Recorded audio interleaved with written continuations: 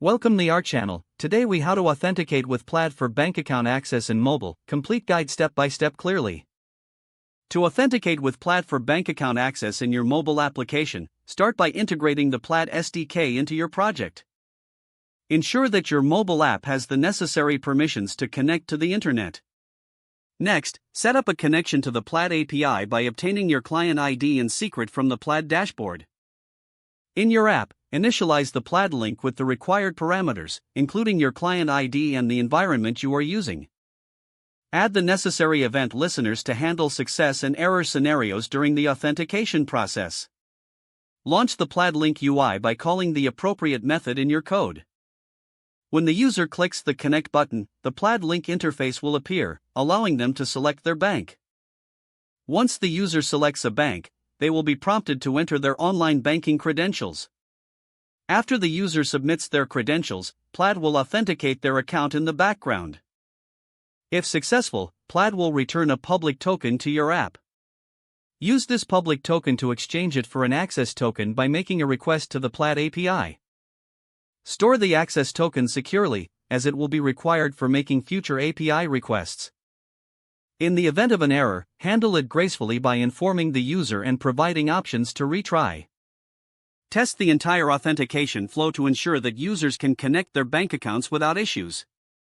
Finally, monitor success rates and error logs to continuously improve the user experience during the authentication process. If the page does not load, refresh the browser or try again in a private or incognito window. Make sure you are using the correct email address, then retype it carefully to avoid small typos. If your password is not accepted, use the reset option and create a new strong password you can remember. Check your spam folder for verification or security emails, then complete any requested confirmation steps. Enable two-factor authentication if available to improve account security and reduce unauthorized access risk. After signing in, review your profile details so your contact information and settings are accurate and current. If you see an error message, note it down and try again after restarting your device and internet connection. Log out when you finish, especially on shared devices, to keep your account and payment information secure.